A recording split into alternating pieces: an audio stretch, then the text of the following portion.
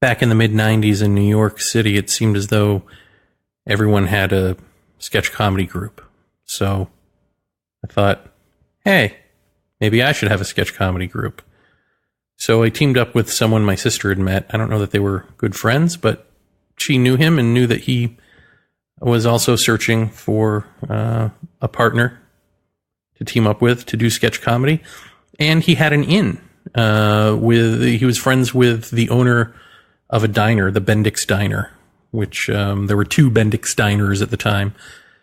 And the owner, his name was Eitan. In one of them, he actually was building a stage specifically for my friend to perform at. So we would have a free venue to be able to work our craft. We were both involved in and egged on by the improvisational scene, which was just starting to flourish and change, because a group called the Upright Citizens Brigade had landed in New York from Chicago. And unbeknownst to anyone in New York, these people were already geniuses right out of the gate and were fated for stardom. So they came and they basically changed improv from the sort of cheesy, hey, throw out a suggestion and we'll sing about it and you'll awkwardly laugh because we're doing it, not because anything coming out of our mouths is funny, but it's off the cuff and so you're nervous for our sake and laughing. That seemed to be what comedy was. Comedy sports, they called it.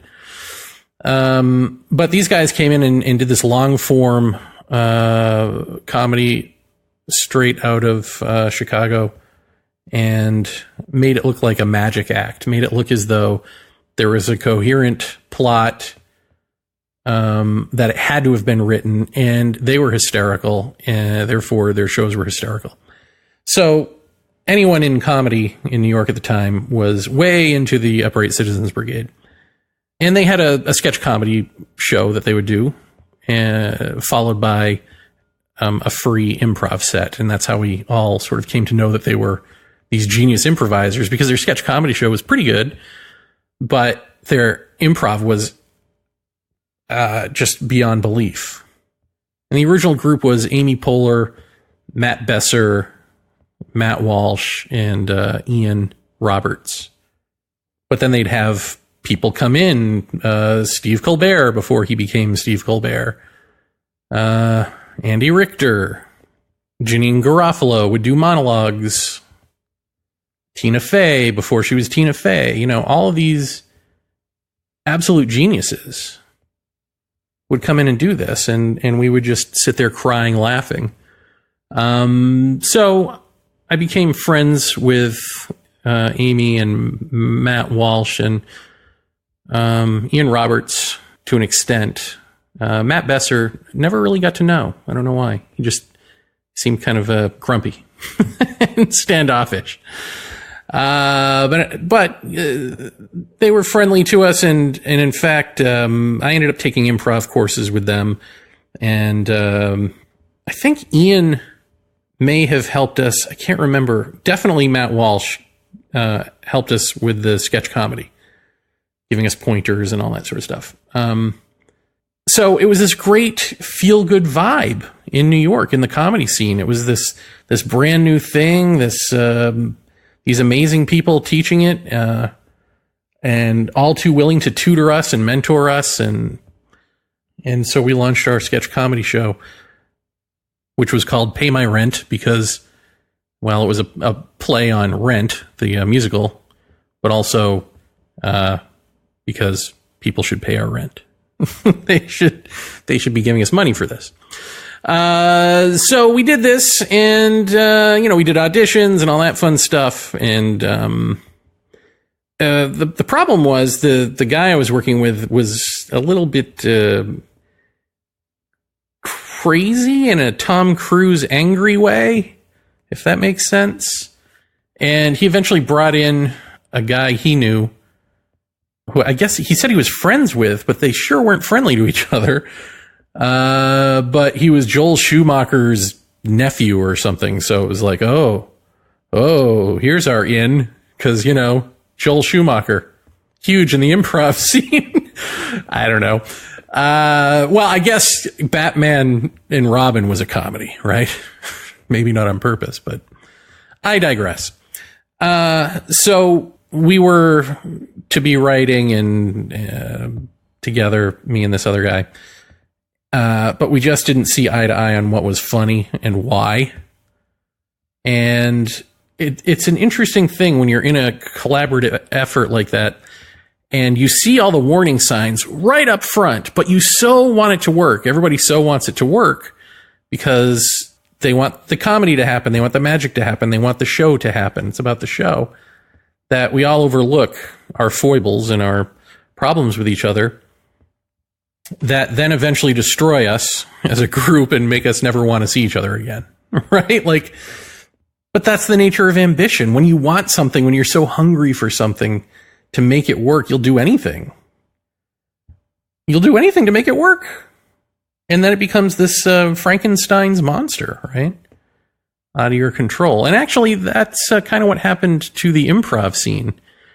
It started off with a whole bunch of innocent, really nice, funny, just really intelligent, brilliant people who came together because they wanted to learn this craft. And then it became kind of culty within itself, because a lot of what we were learning was like how to listen properly and how to give gifts, how to never be selfish, to always be in service to the other. And all these things really touched on a sort of deep spiritual level for a lot of people. And they started talking the lingo, and it became like Chicago improv turned everyone into Zen Buddhists or something for a while in New York. But then the ambition kicked in, because people at Saturday Night Live, people at Conan O'Brien, you know, they started taking notice of everybody. And people, VH1 was another one, you know, where they would start plucking people to do skits, or start plucking people to do talking head bits in the case of VH1. So it morphed from this complete innocent, wonderful thing into this culty, but still kind of wonderful secret society, into this greedy, cliquey, what can you do for me situation. And in fact, I had a friend who actually told me, when it was clear that I was losing my sense of ambition for all of this, that he no longer wanted to be friends with me because he didn't have the time. He couldn't afford to be friends with anyone who he thought couldn't help him in the business. I mean, he literally told me this. I don't want to be friends with you because I don't think that you can help me move my career along. And that was it. We were no longer friends after that. This was made doubly pathetic by the fact that the scene had not yet changed into the career maker. I mean, this was just prior to Conan O'Brien and Saturday Night Live and all those guys, looking at this scene. In fact, I got out of there just before they started doing it. So just before it would actually pay off to be in the improv scene, I decided to leave. Maybe they were waiting for me to leave. I don't know. But the point is, this guy was dumping friends, or at least dumping me, who couldn't help his career before there was any real career to be had. Although maybe he intuited something big was on its way. Who knows? So it became an a-hole creating machine is what it did for some people. And it lost its way. And that's kind of what ambition does. It takes this good, innocent enthusiasm, this energy to create. And if you don't stick with that, you go off the beaten path into more and more ambition.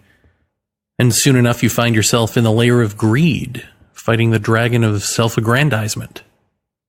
Or, well, embracing the dragon. But what is that? Why do we do this to ourselves? Let's explore that a bit on this episode. I'll use myself as an example, of course, but you play along with your own life, right? Replace my story with your story and see where it goes without judgment.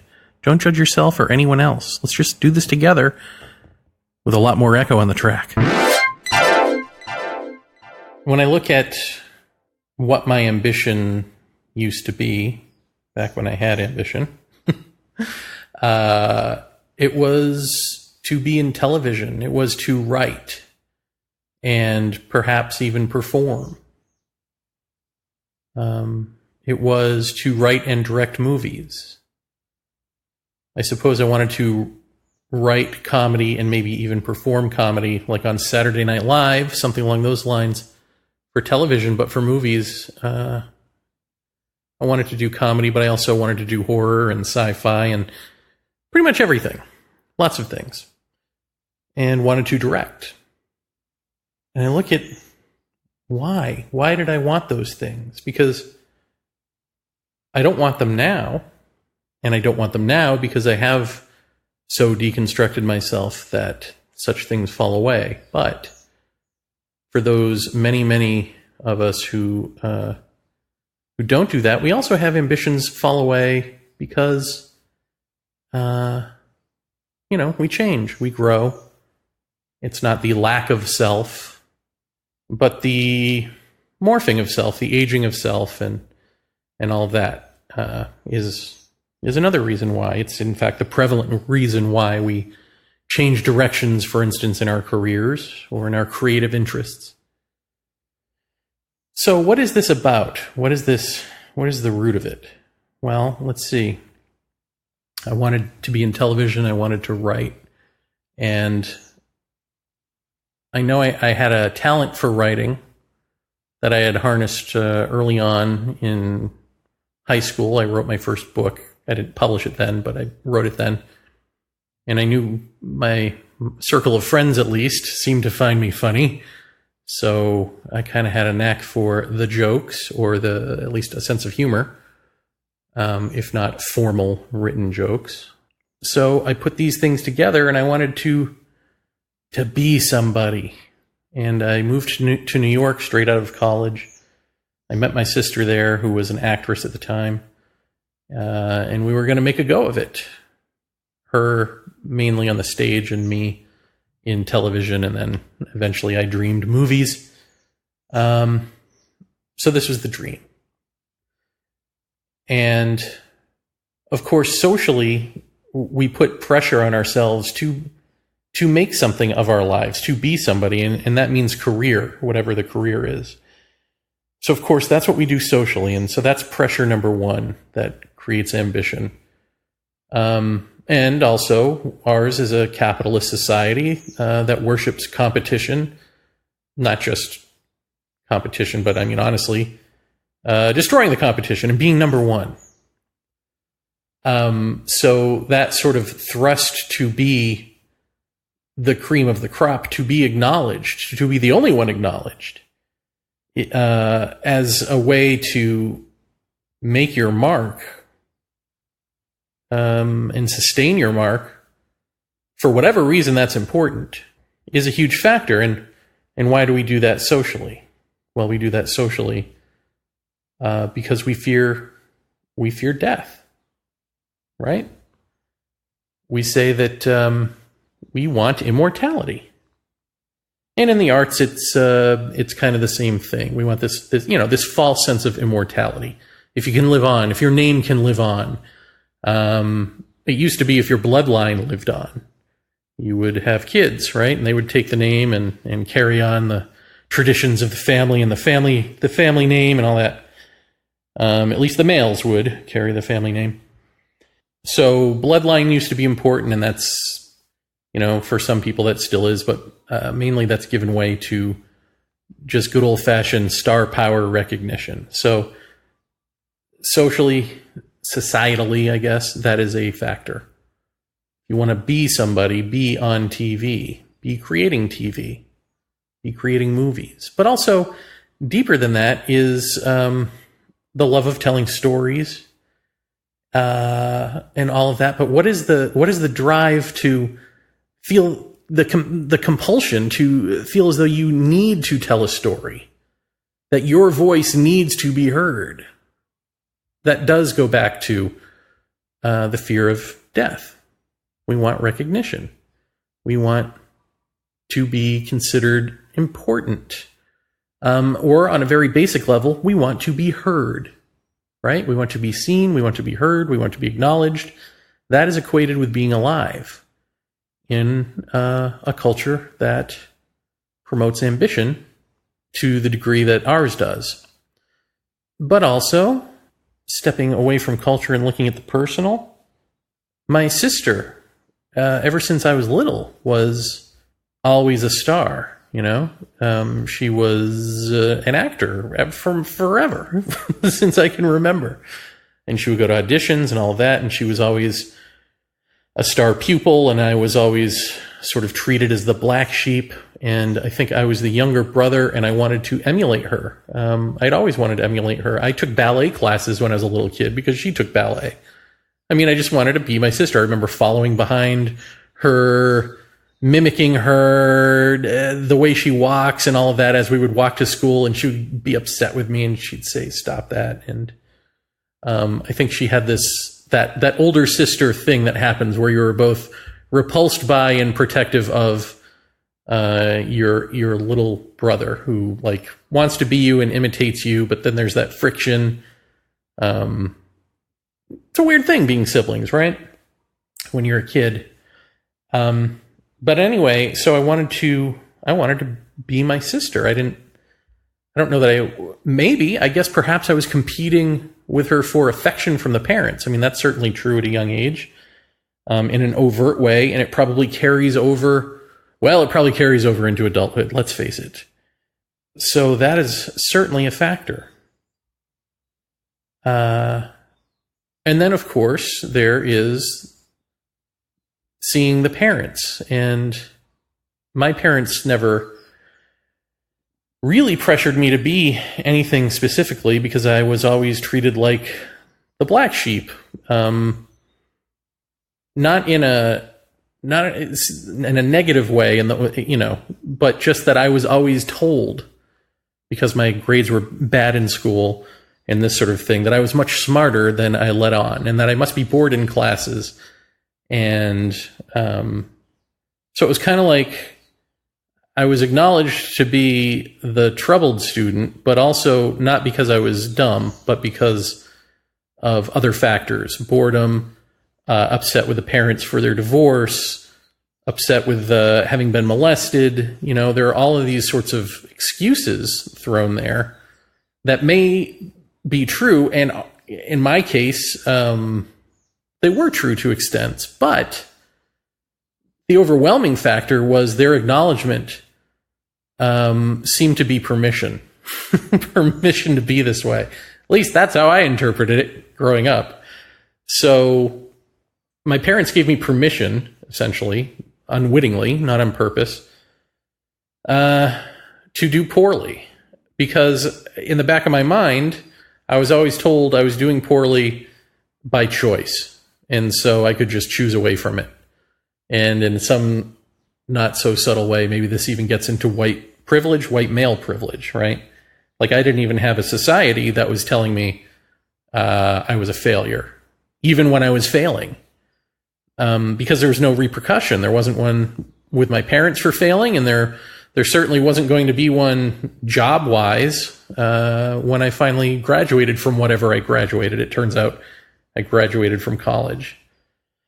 At least in terms of my feelings about myself, right? Like there may have been actual repercussions in the work world if I never went to college, but I didn't feel like there were going to be, because society doesn't tell me that, and my parents weren't telling me that. And so I wonder if even part of the benefit of that, I guess, would be that because I don't see failure as failure, I don't see it as the end of me as a person in society, or that I'm going to end up homeless in something like that, that I could afford to dream big in a creative field of which there is massive unemployment, right? And heartbreak and rejection.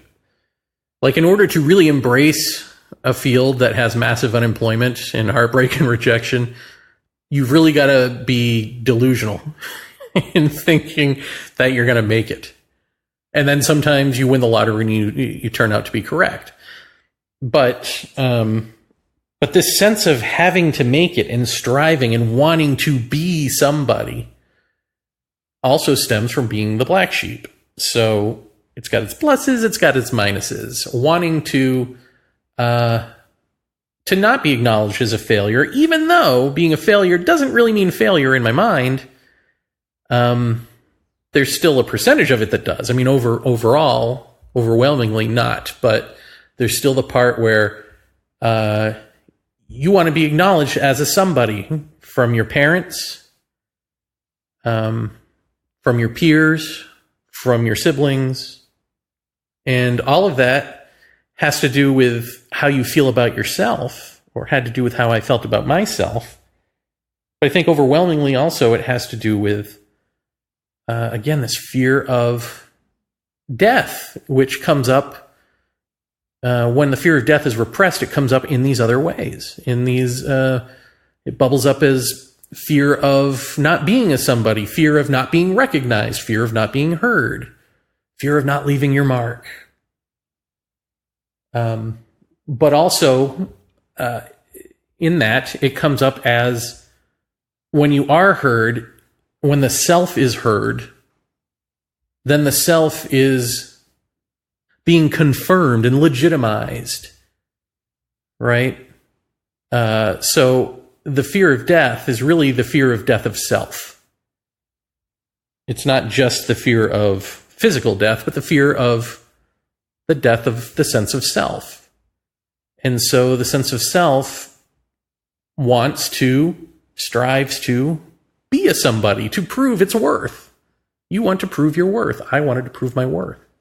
I didn't know I was doing this, but there it is. Promoting yourself and putting yourself out there and trying to be famous is a great way to run from yourself.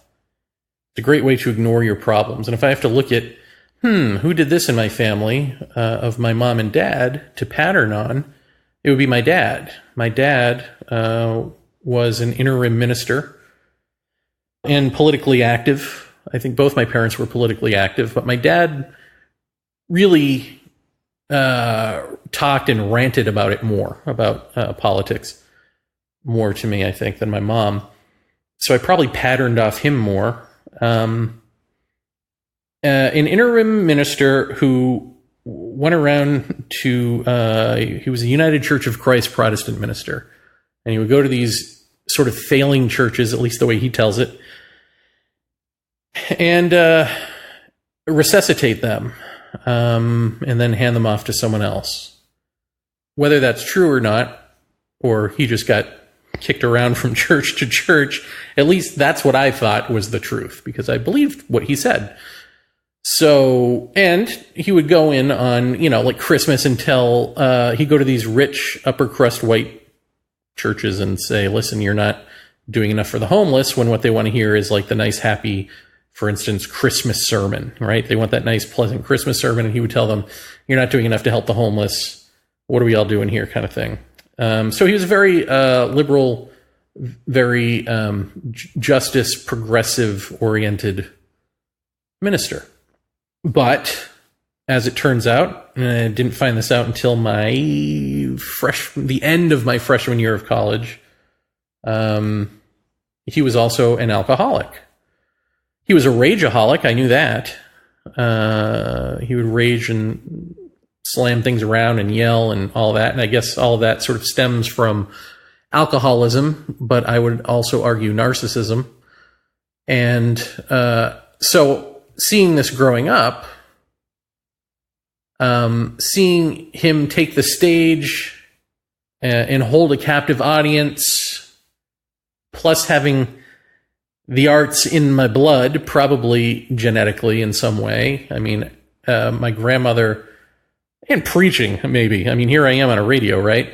And it turns out my dad's brother, my uncle, was a Unitarian minister. My sister was thinking about becoming a Unitarian minister. So was my cousin, my uncle's daughter. thinking about becoming Unitarian minister at one point. So you got that thing going on. And then my grandmother and my mother, I believe, were both English teachers. And here I am writing. So, you know, my sister being an actress. I mean, it's all, something in there is there, right? Genetically. I can remember a day in middle school where my neighbor Dave was over. I remember my dad actually wrote a book. I guess I forgot about that until just now. He wrote a book having to do with dragons and fantasy stuff, I think. And he wrote the entire book, and then I think he was going to get it published, and maybe a publisher told him this, I'm not sure, or maybe he just read in a synchronicity, read the book himself, but essentially found that the exact same story had already been told. The book had been written. And man, was he upset. He was really disappointed and had to shelve the book. So I guess I saw writing in that way too. And I remember in middle school, I thought, oh, my dad wrote a book. Why can't I write a book? And I got together with my neighbor Dave in middle school, and we started thinking about dragons and, you know, all that cool Dungeons and Dragons-y stuff. And I think we had the old-fashioned typewriter, you know, Hunt and Peck with the ribbon that gets bunched up and the whole thing. Of course, neither of us knew how to type. I still don't, but I am a master of the two-finger peck. But I digress. Dave and I got maybe a couple of paragraphs in, and then we were like, this is work. It's like we could imagine faster than we could write. And by the time it went from mind to fingertip, the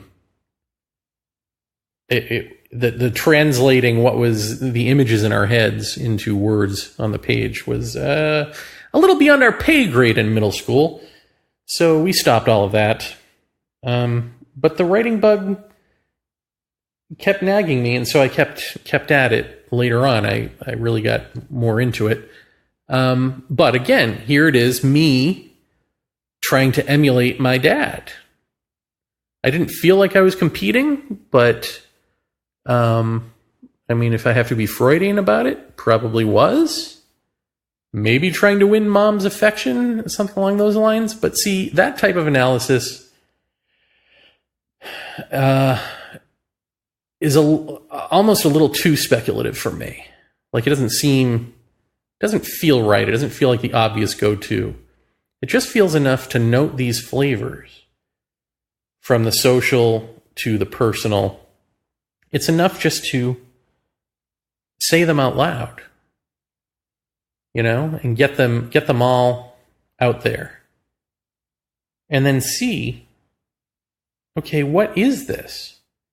This drive to be something. This drive, well, one thing is, once you see that it is both social and personal, that it's in the culture, it's embedded in the culture, it's embedded in your own upbringing, and therefore in your parents, and in their parents. I mean, certainly my grandparents were very motivated people. I mean, my grandmother was a teacher for many years.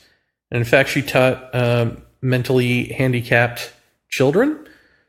And my grandfather was an avid hunter and sportsman and outdoorsman, so much so that when he couldn't do it anymore in old age, he just shut down mentally. You know, he was so over-identified with that he didn't not want to be that anymore. He didn't want to make that change, either in old age or out of self or anything. So I think it drove him to dementia, personally, where he just kept telling himself the same old stories of his life over and over again until that was all he could repeat, until he was just babbling the same stuff, because he was so upset that he couldn't be the outdoorsman he wanted to be anymore. And he just got lost in his own mind.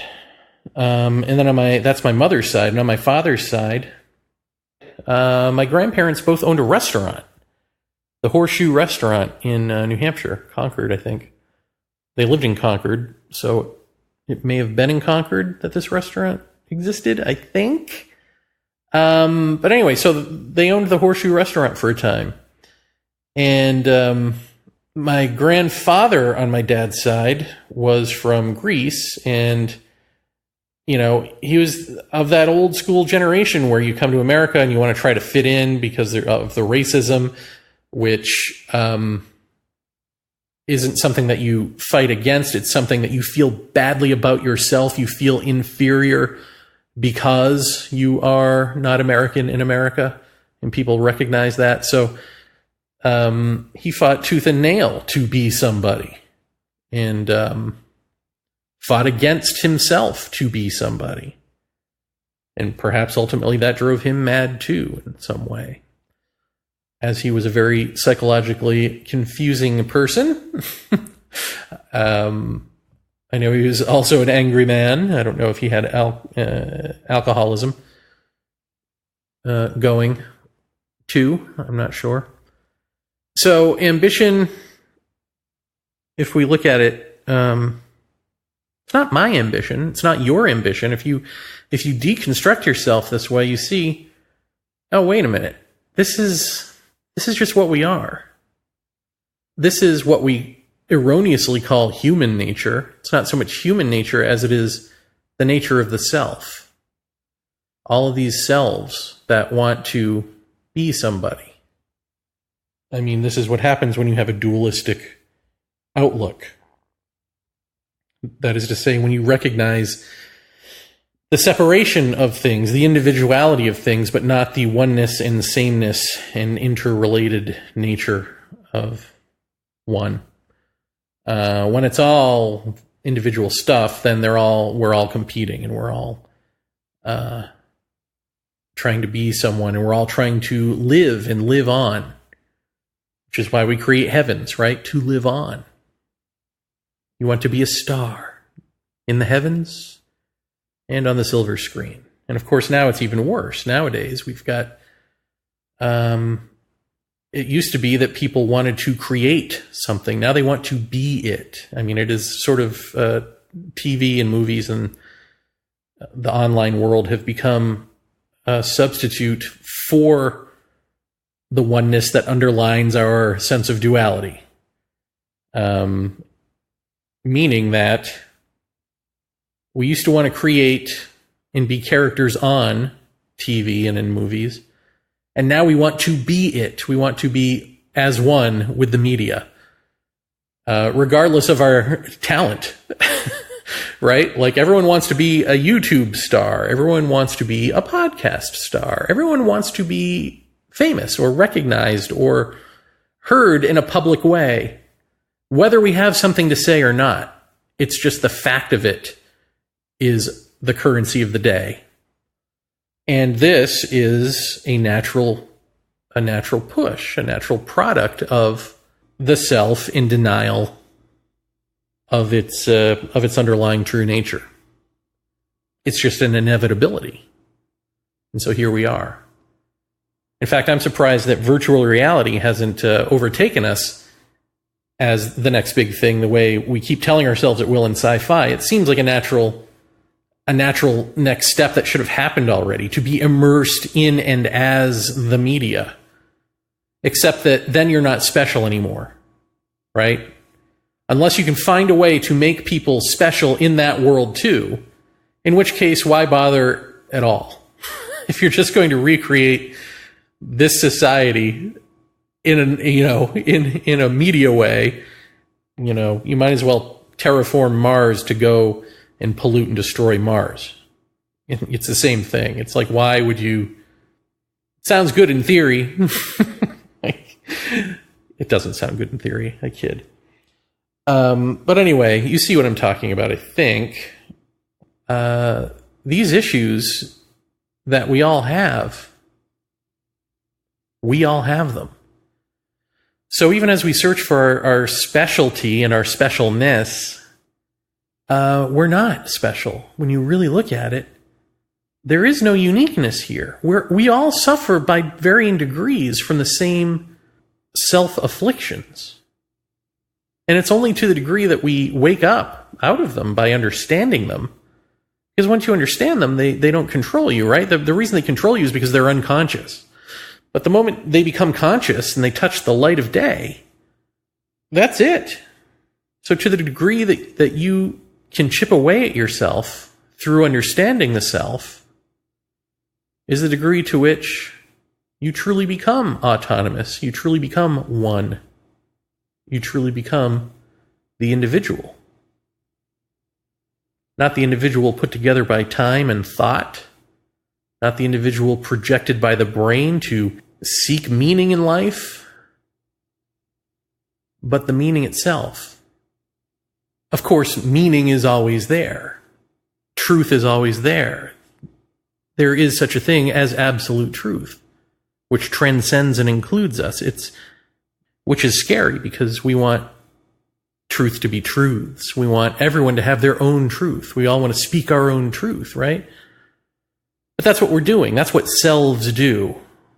But transcending and including the self is our truer nature, is the very consciousness that we both seek and are repulsed by, because it's antithetical to the seeker. It requires the death of the seeker, the death of self, not the furtherance of self, not adding on to the self, not running into an ambition, which is why at the end of your career, there's still a hole in you, still a hole in your heart. You're still trying to fill yourself. You're still bored and trying to do things.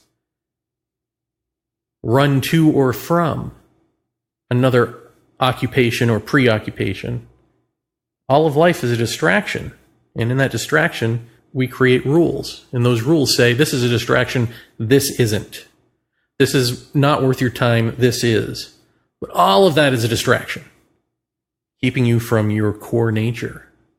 And so what's required is the death of self, and peeling away the layers of the self, understanding the self is that death. And so in terms of oneness, we must be that which we seek. We cannot add it on to us. We can't be like many little gods running around with powers or creating our own reality, or that ain't it. It's not to say it won't work that way for you sometimes, but that ain't it. That's still within the machinations of the self, of time, and a conversation that is broader than this podcast. So I urge you to join me at ourundoing.com for that broader conversation if you wish to have it. www.ourundoing.com. Either way, let's keep chipping away at ourselves. Let's just keep understanding ourselves without judgment, and understanding those in our lives without judgment, and the machinations of society without judgment. And let's just see what happens at the end of it. Who do we become when we completely understand ourselves? That's what this podcast is. Let's get to work, because frankly, it's the only job worth doing.